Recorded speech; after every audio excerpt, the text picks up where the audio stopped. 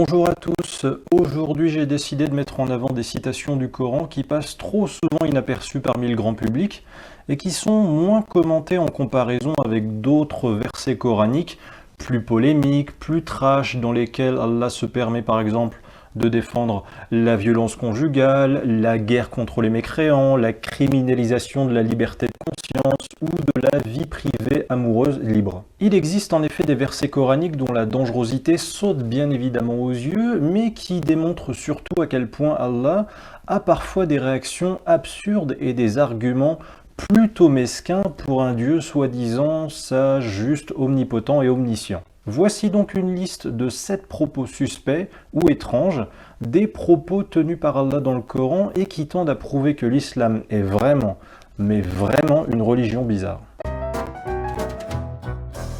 Alors pour illustrer la première citation bizarre d'Allah dont je veux vous parler et qui concerne la sexualité, je vais commencer par poser un petit contexte très rapidement. Dans le Coran, le sexe en dehors du mariage est interdit. Du point de vue islamique, pour faire l'amour avec une personne, il faut être marié avec cette personne. Soit vous êtes une musulmane et vous ne pouvez coucher qu'avec votre époux, soit vous êtes un musulman et vous pouvez coucher avec votre ou vos épouses. Et je vous déconseille de désobéir à Allah en osant quand même faire l'amour avec votre petite amie sans l'avoir d'abord épousée, puisqu'Allah précise au second verset de la sourate 24 du Coran que tout le monde connaît, la fornicatrice et le fornicateur, fouettez-les chacun de 100 coups de fouet, et ne soyez point pris de pitié pour eux dans l'exécution de la loi d'Allah, si vous croyez en Allah au jour dernier. Bref, faire l'amour en dehors du mariage, Allah n'aime pas ça et il l'interdit. Ok, mais il y a juste un petit problème, Allah n'est pas très clair dans ses idées. Dans la sourate 70 du Coran, Allah dresse une liste de comportements de croyants qui méritent le paradis et qui ne sont pas des transgresseurs selon lui. Il parle ainsi de ceux qui pratiquent la salate, sont assidus dans la salate, la zakat. Il continue sa liste d'actes vertueux et il précise enfin au verset 30 et 31 de cette sourate 70 ceux qui n'ont de rapport qu'avec leurs épouses ou les esclaves qu'ils possèdent, car dans ce cas ils ne sont pas blâmables. Mais ceux qui cherchent leur plaisir en dehors de cela sont des transgresseurs. Alors déjà, Allah dissocie dans son propos les épouses et les esclaves. Il juge donc licite de faire l'amour avec des esclaves qui n'ont pas été épousés, car sinon il aurait dû dire « et n'ont de rapport qu'avec leurs épouses » tout court, et rien ajouter de plus. Pourquoi dissocier ces deux types de concubines, si ce n'est pour bien faire comprendre que ces esclaves n'ont pas à être épousés? La première chose qui n'est pas logique, c'est donc pourquoi d'un côté Allah punit les relations sexuelles hors mariage, tandis que de l'autre il a déjà affirmé trouver normal de coucher en dehors de ses épouses avec des esclaves que l'on possède. C'est contradictoire. Autre problème de logique, une esclave que tu possèdes, si tu la possèdes et que c'est ton esclave, elle t'obéit. Du coup, comment tu peux t'assurer d'obtenir son consentement à un rapport sexuel? C'est totalement hypocrite. Évidemment qu'elle doit malheureusement se soumettre au désir de son maître avec son statut d'esclave, surtout une esclave vivant dans une société islamique par nature misogyne et liberticide. Et enfin, j'attire votre attention sur le fait que dans ce passage coranique, Allah dit que faire l'amour avec ses épouses ou les esclaves qu'on possède n'est pas blâmable selon lui. Cette expression est un jugement de valeur. Allah confirme donc qu'au moins une fois dans sa vie, il a non seulement jugé que l'esclavage était autorisé, mais surtout qu'il trouve l'esclavage juste et moral. Du coup, l'excuse islamique de musulmans droits de l'hommistes qui prétendent que toutes les fois où Allah a dit tolérer l'esclavage dans le Coran, c'était à contre-cœur, cette excuse ne tient pas. Allah autorise d'ailleurs également au prophète Mohammed, censé être un exemple comportemental pour les musulmans, de coucher avec des esclaves en dehors de ses épouses. La deuxième citation bizarre d'Allah a aussi besoin que je vous précise un petit contexte. Allah dit dans le Coran aux musulmans d'agir avec bonté envers son père et sa mère. Par exemple au verset 36 de la sourate 4 ou au verset 23 de la sourate 17 du Coran. C'est un signe de gratitude et de respect envers les parents que d'agir avec bonté envers eux. Dans toutes les sociétés traditionnelles, ça semble normal qu'il en soit ainsi, jusque-là ok. En plus, la plupart des musulmans, en général, aiment vanter le fait que leurs principes religieux les invitent au respect des parents, de la famille, parce que c'est sacré. Beaucoup le disent allègrement, ok, ça me gêne pas. Mais alors pourquoi, au verset 23 de la sourate 9 du Coran, Allah dit ceci? Ô vous qui croyez, ne prenez pas pour alliés vos pères et vos frères s'ils préfèrent la mécréance à la foi.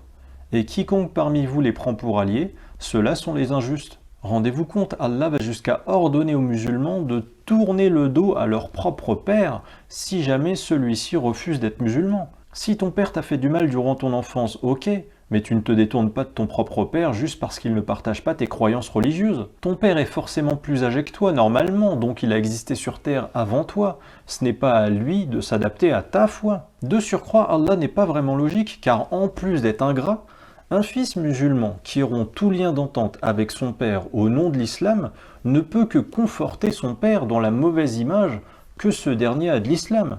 Le troisième récit d'Allah bizarre à mes yeux que je voulais pointer du doigt dans le Coran me fait vraiment m'interroger sur la personnalité de ce Dieu. Allah dit, je cite, Sourate 7, verset 176, en parlant de toute personne qui ne croit pas en l'islam et qui considère que c'est un mensonge, qu'il ressemble, je cite, à un chien. Et un peu plus loin dans la sourate, Allah dit que ces incroyants sont comme des bestiaux, encore plus égarés que des bestiaux. En fait, Allah est censé être le maître de l'univers et le créateur de tous et surtout être tout-puissant. Nous les humains sommes des créatures faillibles et limitées. Du coup, on peut ressentir de la frustration face à notre impuissance ou de la peine face à une douleur qui nous est causée à cause d'une de nos faiblesses. Et l'insulte ou la moquerie ad hominem, qui peut servir à tourner quelqu'un au ridicule dans le but de le rabaisser ou de le mépriser, c'est typiquement un comportement d'humain limité qui voudrait blesser moralement autrui par vengeance ou par pure envie de soulager une de ses névroses. Mais ça peut aussi être un moyen pour certains humains d'extérioriser symboliquement la violence d'une douleur physique réelle. Par exemple, je marche la nuit chez moi, dans le noir complet, je me cogne un orteil contre la table basse, et là je vais hurler des insultes contre la table basse. Allah, Dieu selon les musulmans, est censé être parfait, une intelligence supérieure, autosuffisante, et qui sait tout, et qui peut tout faire, et n'a pas de faiblesse ou de limite. Et il utilise pourtant ici clairement une autre créature du règne animal, le chien, comme norme injurieuse ou de moquerie. Mais pourquoi Allah se rabaisse à traiter de chiens ou de bestiaux les incroyants qui s'obstinent à juger que son islam envoyé à eux est un mensonge? Déjà, ce n'est pas sympa pour le chien qui est un animal pas moins respectable que d'autres, et ensuite c'est suspect. Si on va vers l'hypothèse selon laquelle le Coran a pour auteur un simple esprit humain qui peut se vexer ou se mettre en colère, on peut imaginer le prophète Mohammed qui invente les récits du Coran dans sa tête, en train de s'énerver ou d'être frustré et de moquer les mécréants qui déjà le moquent en disant « Regarde-moi ces mécréants, on dirait des chiens, on dirait des bestiaux ». Mais un Dieu autosuffisant qui a créé le destin, dont les actions de tout le monde, mécréants inclus, donc il ne devrait pas en être surpris.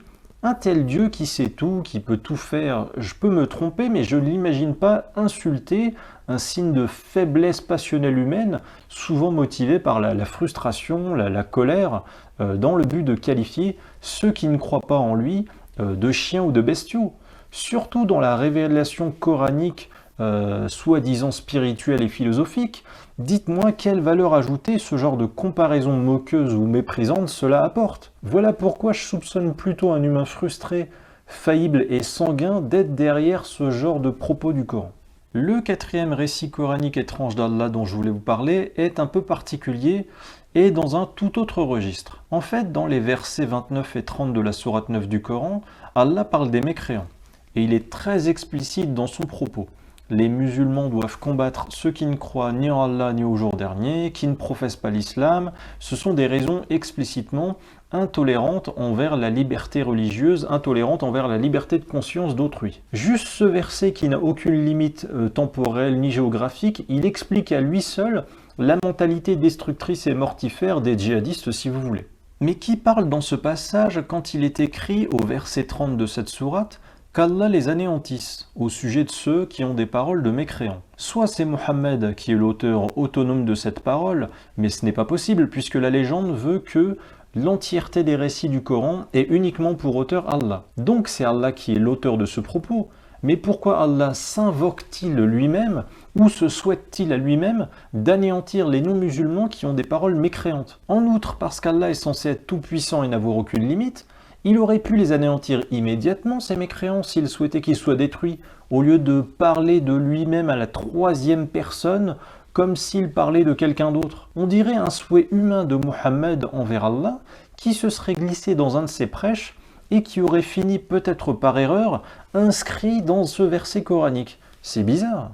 Le cinquième récit coranique suspect d'Allah nécessite encore une mise en perspective. Allah dit au verset 91 de la sourate 5 du Coran: « Le diable ne désire que jeter la haine et l'inimitié entre vous à travers le vin et le jeu de hasard, afin de vous détourner d'invoquer Allah et de la salat. » Allah ne veut donc pas qu'il y ait de la haine et de l'hostilité entre les musulmans, en plus ça les détournerait du culte envers lui-même. Par contre, la haine et l'inimitié de musulmans contre ceux qui ne croient pas en Allah, ça Allah l'encourage.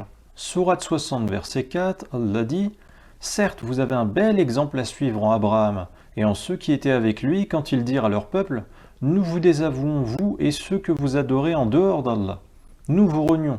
Entre vous et nous, l'inimitié et la haine sont à jamais déclarées jusqu'à ce que vous croyiez en Allah seul. » Là par contre pour Allah, ça devient un exemple à suivre de détester des gens non-croyants, d'avoir de l'hostilité envers eux, en ayant une haine à jamais envers ces gens. C'est quand même fort comme terme.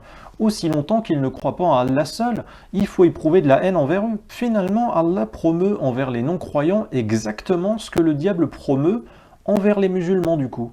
Et d'un côté, la haine et l'inimitié entre les musulmans, c'est une mauvaise finalité selon Allah, tandis que de l'autre, quand il faut faire subir cette hostilité, cette haine à jamais envers les mécréants, là tout à coup, c'est bien, c'est un exemple à suivre. Sixième récit coranique vraiment étrange, sourate 33, verset 36, « Il n'appartient pas à un croyant ou à une croyante, une fois qu'Allah et son messager ont décidé d'une chose, d'avoir encore le choix dans leur façon d'agir. Et quiconque désobéit à Allah et à son messager, s'est égaré, certes, d'un égarement évident. » Alors, je vais passer en revue deux hypothèses. Première hypothèse, la première phrase de ce verset aurait pour sens littéral que le libre arbitre n'existe pas. C'est-à-dire qu'un croyant ou une croyante ne peuvent pas avoir de choix libre car ils ne font qu'obéir au destin voulu par Allah. Mais cette hypothèse ne tient pas la route. D'abord car Allah précise qu'un croyant ou une croyante n'a pas le choix dans sa façon d'agir quand Allah et son messager ont décidé de quelque chose. Pas uniquement Allah donc. Or, Mohammed n'est pas Dieu. Mohammed ne maîtrise pas le destin. Cela ouvre donc la voie à ma seconde hypothèse, au moins quand Mohammed décide de quelque chose, les musulmans ne peuvent pas avoir le choix dans leur façon d'agir. C'est clairement sectaire. Ce sont les sujets de la secte qui obéissent au gourou. Et je rappelle d'ailleurs que les propos de Mohammed sortent de la bouche de Mohammed, et que les propos coraniques d'Allah sortent eux aussi de la bouche de Mohammed. Mohammed peut faire dire ce qu'il veut à Allah. En outre, dans la phrase suivante qui vient encore plus infirmer ma première hypothèse, Allah dissuade quiconque de désobéir à Allah et à Mohammed. Or, s'il se plaint de la possibilité que pourraient avoir des gens de lui désobéir, ainsi qu'à Mohammed, c'est donc que le libre arbitre existe, et que les gens peuvent choisir de lui désobéir. Allah envoie en enfer des gens, je vous le rappelle, pour des actions condamnées par le Coran qu'il leur aurait pourtant fait faire. C'est un peu bizarre. Ou alors il faut comprendre ici que l'islam n'est pas une religion libre, mais bien une secte totalitaire, ce que moi j'ai compris, où les membres doivent obéir aux ordres et n'ont pas le choix de décider eux-mêmes de ce que sera leur propre vie. Et enfin, voyons la dernière parole suspecte d'Allah que je souhaitais mettre en valeur aujourd'hui, et qui concerne ce qui est prévu par Allah pour ceux qui iront en enfer. Alors là, c'est assez subtil, ce n'est que mon avis personnel subjectif, mais je pense que ce genre de parole est peut-être révélatrice de quelque chose qui mérite d'être pointé du doigt. Sourate 38, du verset 56 au verset 58, Allah dit « L'enfer où ils brûleront, et quel affreux lit, voilà qu'ils y goûtent de l'eau bouillante et du pu, et d'autres punitions du même genre. » Et là, je n'exclus pas l'idée que l'auteur de ce passage, Allah pour les musulmans, ou un humain selon moi, l'auteur de ce passage donc était un peu pressé ce jour-là, ou qu'il manquait de mémoire ou d'imagination quand il a annoncé à Mohammed la liste des punitions pour les gens destinés à l'enfer. De l'eau bouillante, du pu, d'autres punitions du même genre. Premier élément suspect, Allah est censé tout savoir et tout pouvoir faire. Ça paraît bizarre de sortir cette phrase typiquement humaine quand tu veux couper trop rapidement cette énumération, peut-être car tu n'organises pas bien tes idées de façon précise dans ta tête, ou tu étais un peu confus, ou bien tu as la flemme de finir la phrase, ou tu es un peu pressé, ou tu te souviens pas du tout de l'idée que tu voulais développer. Et là tu sors, ouais, d'autres choses dans le même genre. Mais comme je suis honnête, je peux et je vais trouver un bénéfice du doute.